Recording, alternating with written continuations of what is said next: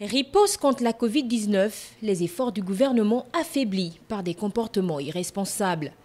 Le ministre gabonais de la Santé, Guy-Patrick Obiondon, a fait état d'une situation sanitaire critique, ce qui oblige son département à redoubler d'efforts dans la sensibilisation, mais pas seulement.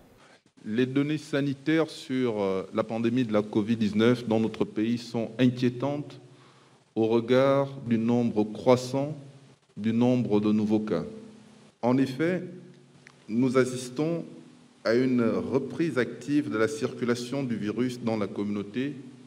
Entre le 4 et le 23 janvier 2021, nous enregistrons 707 nouveaux cas positifs à la Covid-19. Des facteurs de risque justifient cette hausse de cas. Il s'agit par exemple du non-respect des mesures barrières que sont le port de masque, le lavage régulier des mains et la distanciation sociale. Au moment où les autorités gabonaises concentrent leurs efforts dans la lutte contre la Covid-19, elles se fixent désormais plusieurs objectifs. Notre objectif est de revenir à moins de 10 nouveaux cas par jour.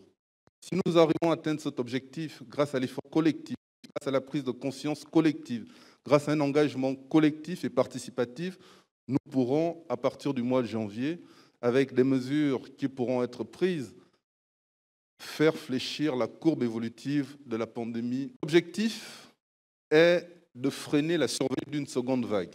Pour le ministre gabonais de la Santé, l'heure est à une prise de conscience collective.